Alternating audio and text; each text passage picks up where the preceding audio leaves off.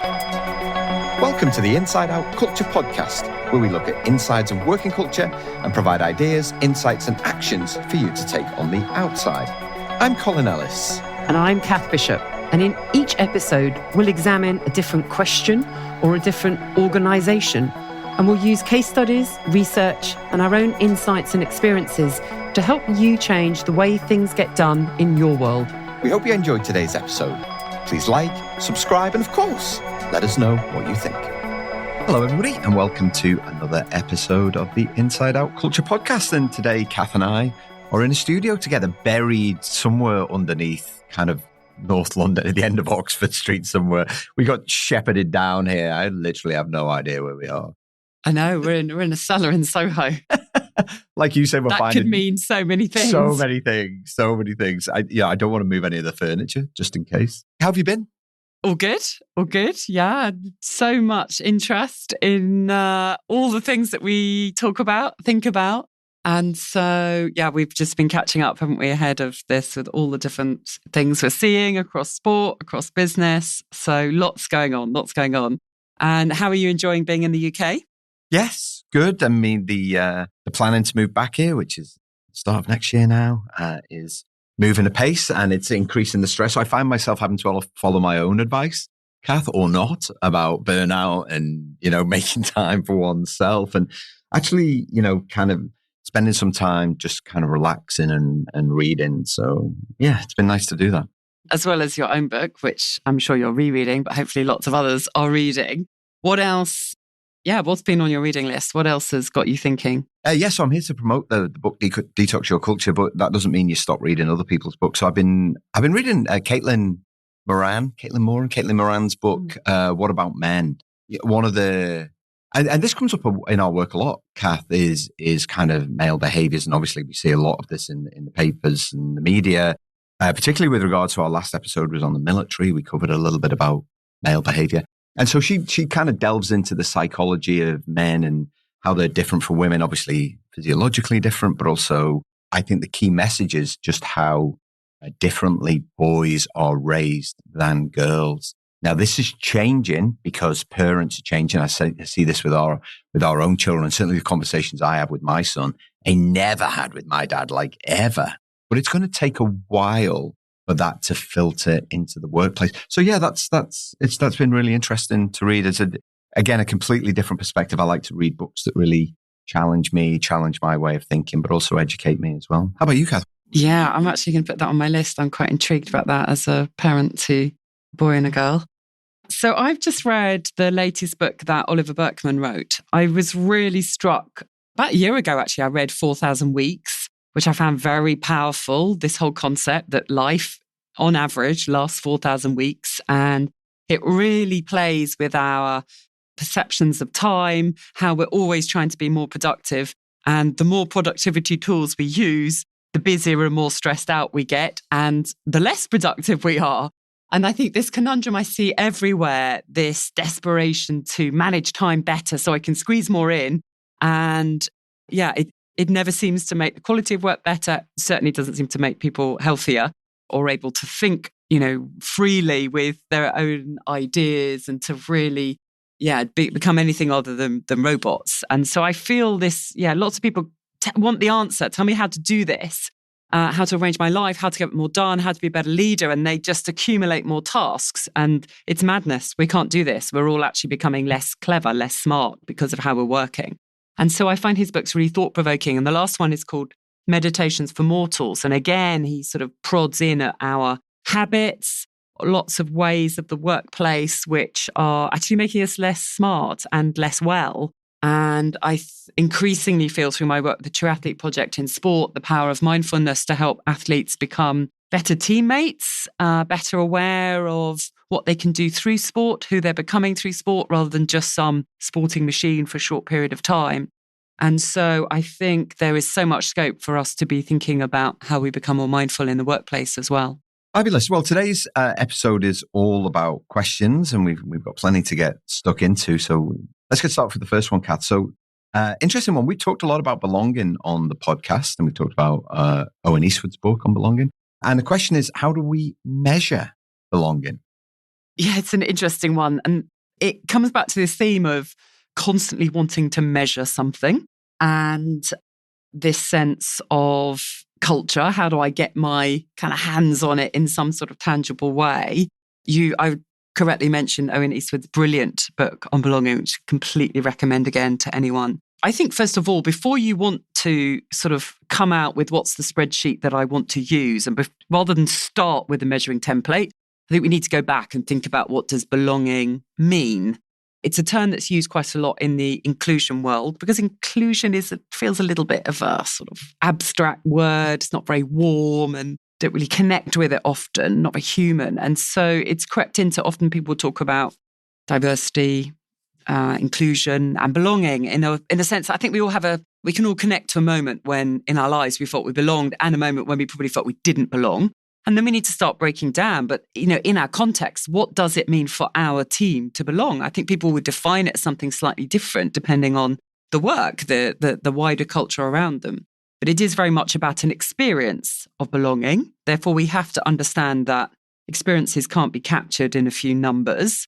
We can definitely start to understand them by getting people's views, by listening, by telling stories and being alert to what are the stories that people tell in your team and thinking about what is that experience like? What does it feel like to be part of our team? Getting those sorts of qualitative inputs and a sense of, the values. What are the things that connect us to the team? And that gets us away from thinking about the task list as well. But the first thing is really what does belonging mean? What do we want people to feel? Does it mean like we're happy every day? No. Does it mean, that everything's going well all the time? No. We sort of usually have to dispel a few myths along the way. What does it mean? What are the things that are going to connect us? What if we all, of course, with our diverse backgrounds, are going to be having slightly different experiences? What's the common thread that will connect us? And from that, once you start to define what it means and test it out a bit, actually your measures come from that. You can then say, how much do we feel like this? How much are we seeing these sorts of behaviors?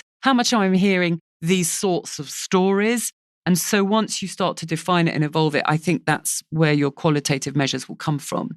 But you don't start with the measure sort of just pulled out of a template. What do you think? Yeah, I mean, I agree with all of that. What the research shows, Kath, is that when people feel a sense of connectedness to something that's kind of bigger than themselves, and then it increases productivity, it increases trust, it strengthens the social bonds between people.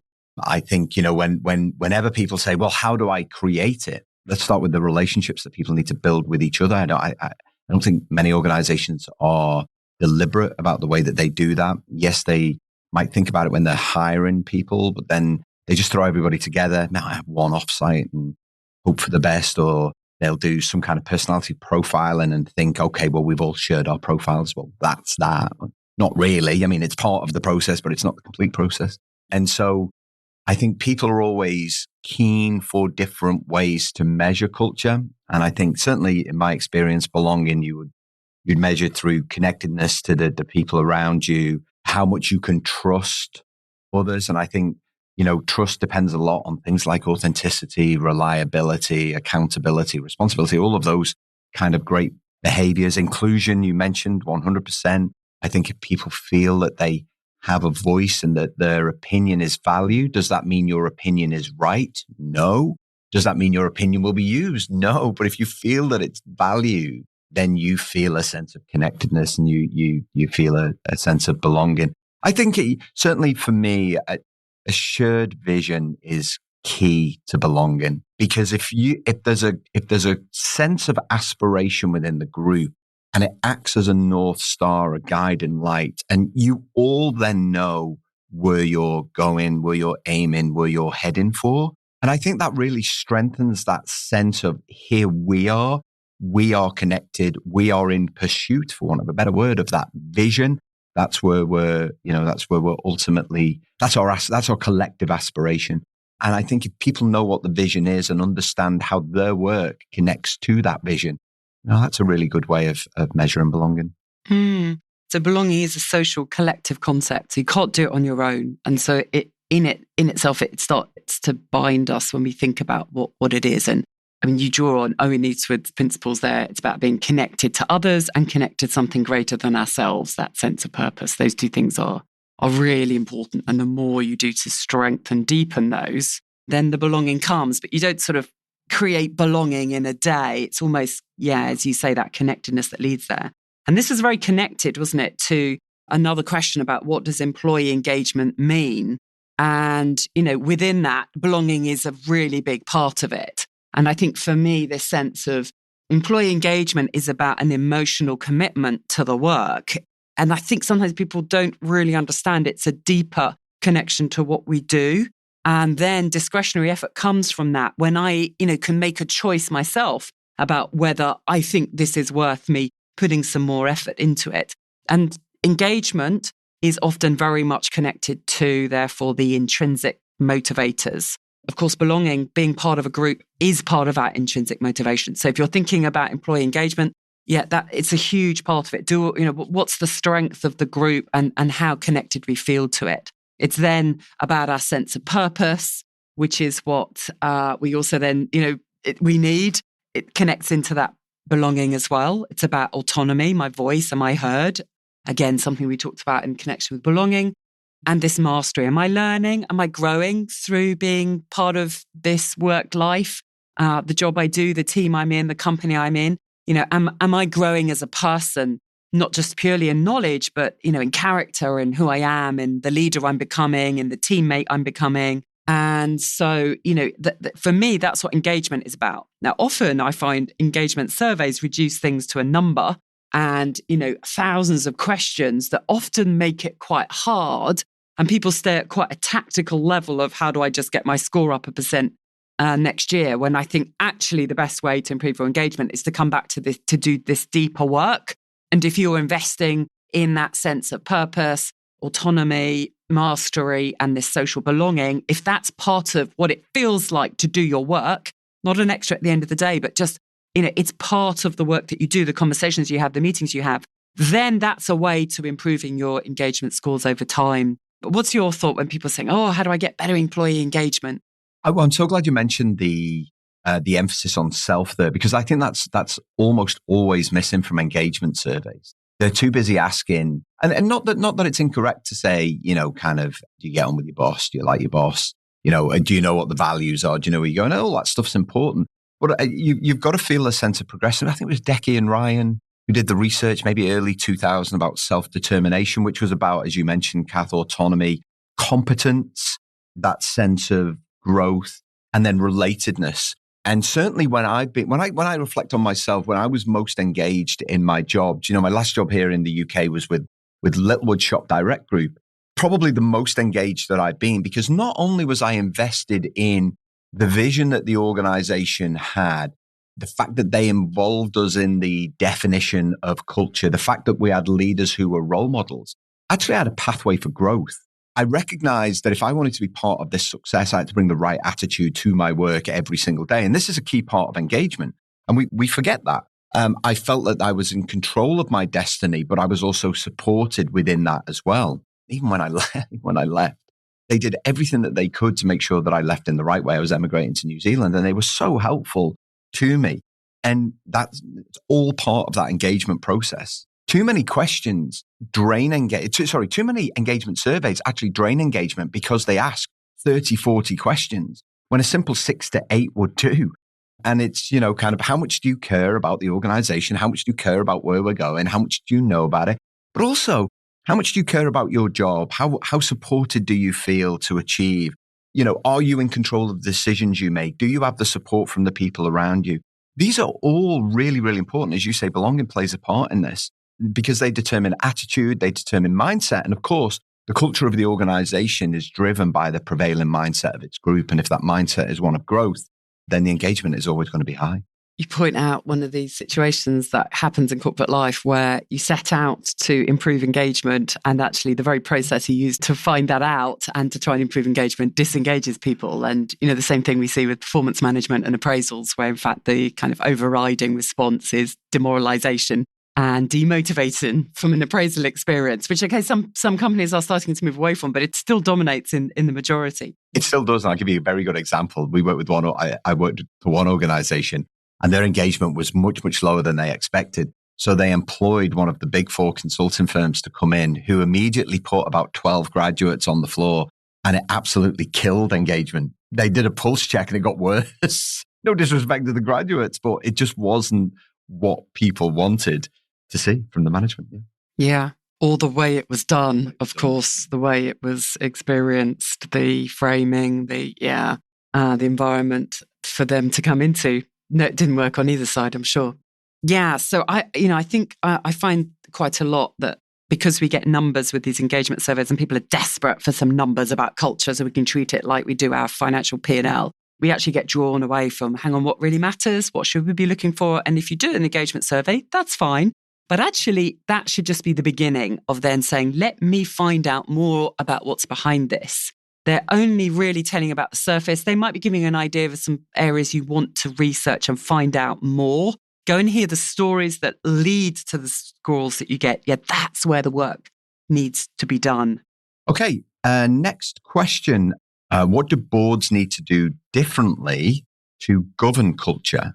Yeah, so we have talked about this, haven't we, in a couple of times, just this question. And it's a deep question. It's a very complex question because I think boards are in transition from sort of some of the old-fashioned, fairly rigid ways in which they would govern, again, focusing on the numbers, the finance, the profit, the sales, the sort of hard metrics, and then find that their company actually is ruined by some reputational crisis that comes along that they weren't kind of ready for, or they're not retaining talent. I think, you first of all have to look at what's happening at the moment in the board and how you are managing culture. And does it even come up? And how does it come up? And if it's coming up in the same way that you might be discussing other issues, then it doesn't automatically mean that's appropriate. So the way you discuss the financial health of an organization isn't going to necessarily translate across directly to how you are going to discuss the culture.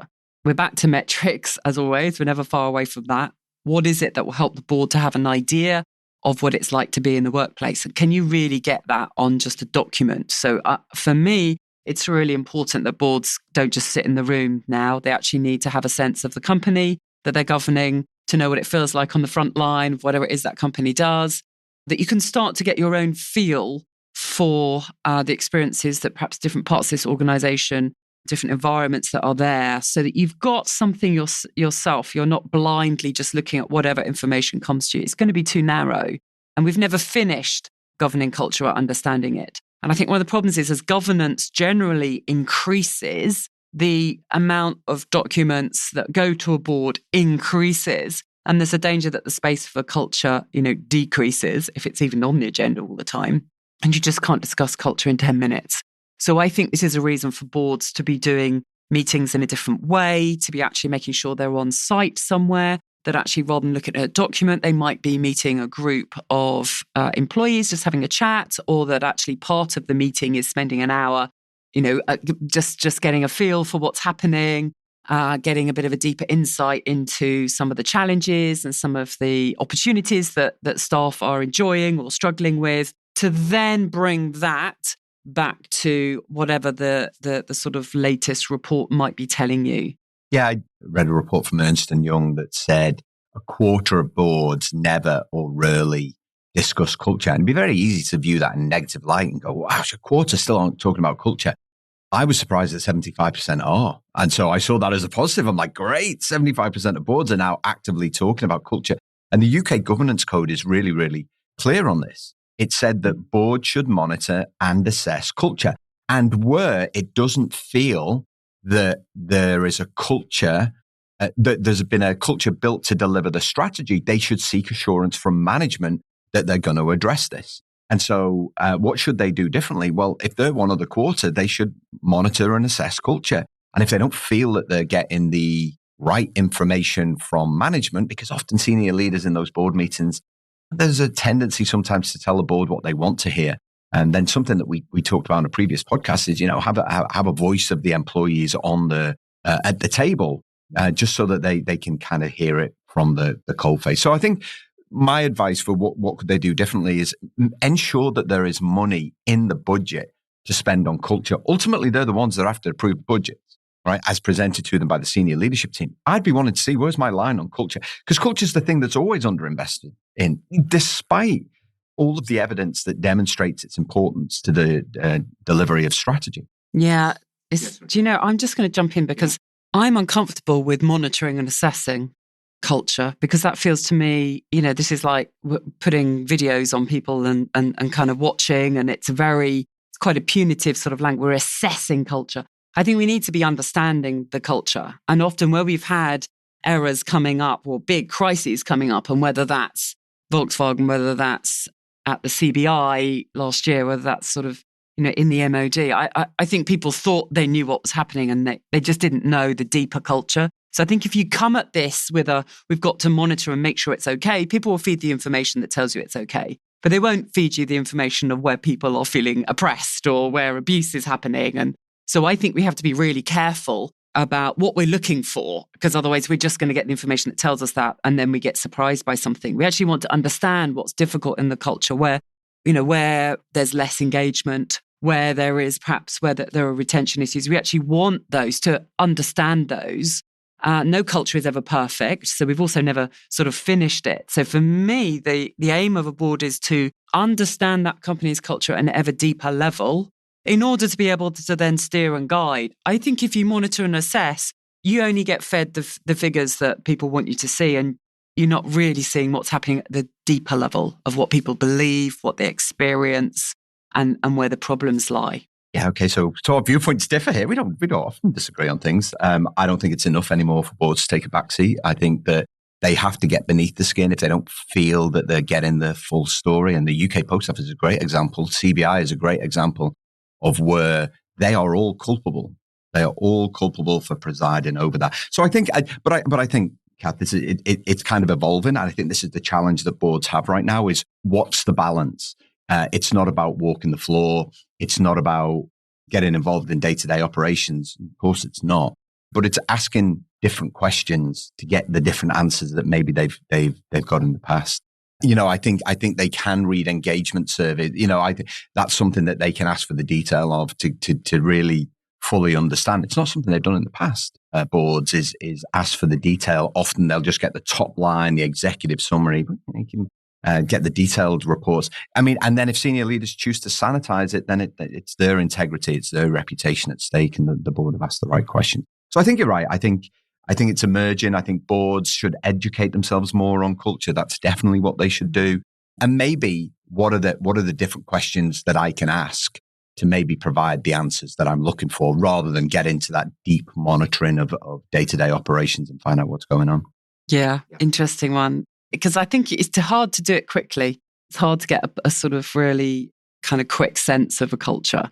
Otherwise, you really only look at the surface. But it's a never-ending job for board, and it's really important they don't only look in a crisis as well, because these things are, the flags come very early if you're alert to those and noticing those. Even just how the information is presented to you will tell you quite a lot, whether the executive are sort of trying to reassure and show you everything's good. Actually, that always makes me suspicious, because there's sort of almost no culture that doesn't have some slightly difficult challenges in certain places, and those are the interesting areas for you to think, yeah, this is how we strengthen our culture. This is what we need next to get it to be an even better culture.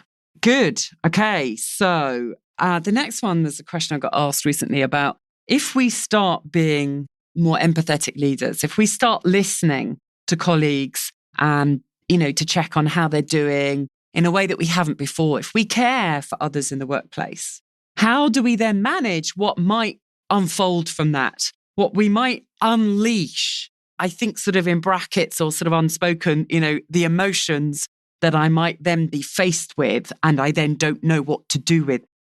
How can we manage this? Oh my gosh, what a great question. And so immediately I thought, oh my gosh, this is what I do with my kids. I never ask them how their day was, just in case I get 30 minutes of just this teacher. And it's a legitimate question. For me, it comes back to the fact that we don't really teach people how to manage, because there's a fundamental skill of active listening. I think too often what we do is we listen to respond, kind of rather than to think deeply about what's required. And often the response is not what the person's looking for. I had this conversation with somebody recently. I said, sometimes when people open up to you, they're not looking for you to fix what's wrong. In some instances, they just want to tell you. They just want to know that they've been heard. So I think, kind of the process of active listening, which is something that was developed by Tanya Drollinger, again in the early 2000s. And this sense, sense, process, respond, kind of what someone's saying to me and how are they saying to it. Then processing that against what you know about that individual should then inform the response. And that response is one based on understanding. So often we're listening to respond, not to understand. And so for me, empathy is about recognizing what that person needs in that moment. So it comes back to the fundamental of building really strong relationships. And managers need almost an enhanced toolkit, certainly than that they have right now. I still think I may mention this on the podcast in the past. We promote people based on technical expertise or length of tenure rather than leadership capability. And too often people will get into those roles and they don't really know how to be vulnerable, how to be empathetic, how to be collaborative, some of those core skills you need to actually lead teams. What do you think, Kat? Yeah, I agree with that. I think that there's a fear of, as you said, not having the right answer and not knowing what to say. And I don't think that should be what you're focusing on. And so for me, it's think less about what's the right answer to whatever I'm faced with and just more about how can you show up to that conversation? What do you want to bring to that conversation in terms of, listening, empathy, just valuing that person, giving them your time. And I think there is a fear of this time business as well that, oh my God, I haven't got time for this. And that in itself is, going to hurt you if you haven't got time for other people. If you haven't got time for people in your team, they're going to be engaged less. You're going to get less from them. They're going to be less able to sort of share all their best ideas. So it's a short-term win on the time front that was going to hurt you in the long term. So I think you're right. Just quality of listening goes such a long way. Thinking about perhaps in this conversation, what do we each need for this conversation? So what does the other person want? Let's focus on the listening. What do I need to be able to do that? I need to be able to let go of some things in my mind. I need to be able to handle the uncertainty and the fact that I haven't got an answer for it and I don't need an answer for it. And I'm going to have to let go of perhaps some discomfort if I'm faced with emotions and therefore tap into a few of my own. I think there's a big fear of emotions here because we've gone so long sort of suppressing them, not having them as part of the workplace, and thinking about what will make this a useful conversation on both sides. If it's not about the answer, what is it? It's then about that environment you set the conversation up in and how you both show up to it. And the respect, the listening that comes from that can be very powerful. But it's about a different mindset than how am I going to solve this problem? How am I going to deliver something to the client?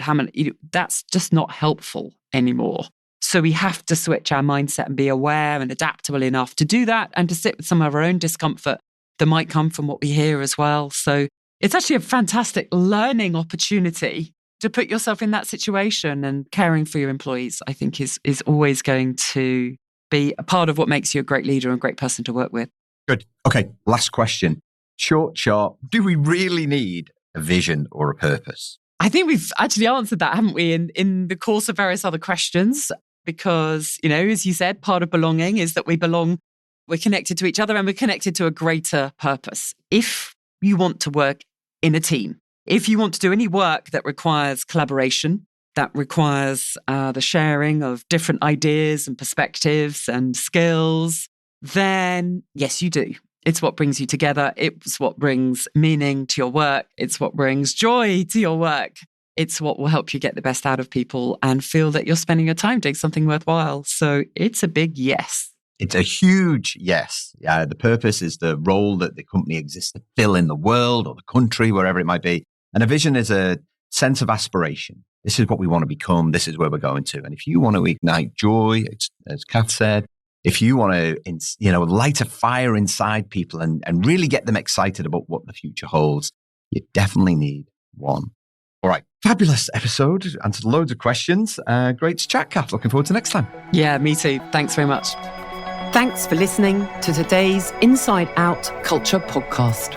Please remember to like, subscribe, and of course, share with others who you think may be interested.